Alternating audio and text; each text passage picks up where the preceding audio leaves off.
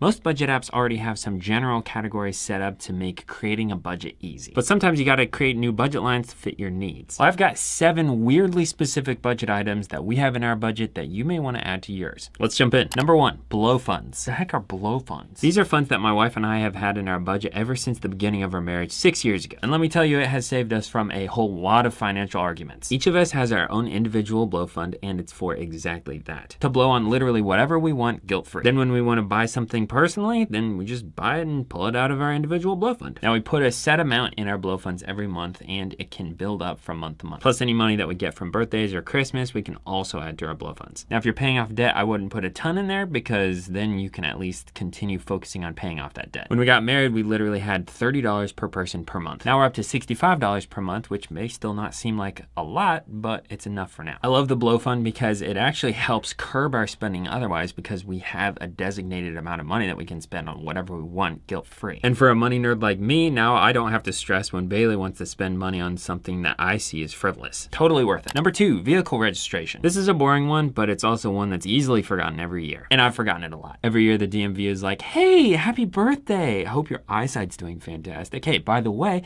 if you give us money, then we'll let you use your own car for the next year. When you have 2 cars and a camper like us, it's probably gonna cost you about $190 per year just to get renewed tags. $190 that you'd probably like to be spending on birthday festivities. So if you just throw like 16 bucks per month into a vehicle registration fund, then you'll have it saved up and ready to go every August, or whatever month that your birthday's in. Number 3, the vet. Again, not super exciting, but we have a vet fund for 2 reasons. When our dog Jack needs some shots or something, it's nice to take that expense out of the vet fund. But even more so if something happens to Jack, at least we have something saved up for the doggy medical bills. My in-laws just had an accident with their dog, which required like $2,500 in emergency care. Their dog is fine now, but their budget definitely took a hit, and that's what we're trying to avoid. Number 4, HVAC. Sheesh, are there any fun, exciting budget lines to talk about? Well, HVAC is pretty fun when you get AC or heating after several days of not having it. Our AC unit is very old, and so is our furnace, before we had to replace it. So that's why we have an HVAC fund. Not only for replacing the units when they kick the bucket, but also if it needs a tune-up or if it just needs to be fixed, at least we already have something to pay for that $100 technician visit plus whatever else it costs. And then we're sitting fine and dandy in our climate-controlled dwelling. Number 5, tires. Trust me, this isn't a budget line you're gonna wanna miss. Tires just need to be replaced, and it's gonna cost you like $600 to $700 just for decent tires on a car, much less a truck. It's a wear item, and trust me, it's gonna sneak up on you, because it snuck up on us in the form of a flat in Chicago when my tires had 50,000 miles on them already.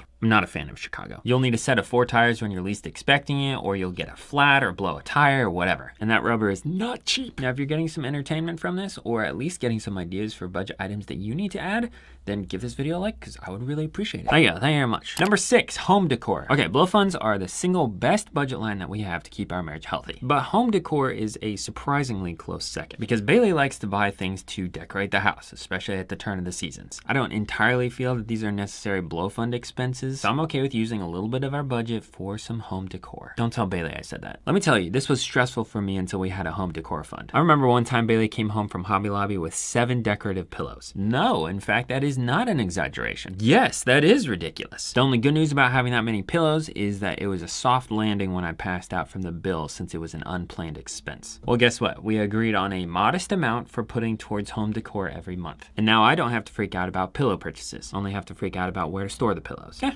you win some, you lose some. And number 7, mower maintenance. Not a necessity for everyone, but if you have a riding mower especially, you get it. It needs oil changes, occasionally new tires, blades need to be sharpened, and occasionally a fuel pump needs to be replaced, which was my issue last year. I mean, it is a pretty old mower. But no joke, 3 months after creating this fund, the PTO just stopped working. But it's cool, we have a fund for it. All right, what's a weirdly specific budget item that you have? Drop it down below. And watch this video next for some inflation-proof budget hacks.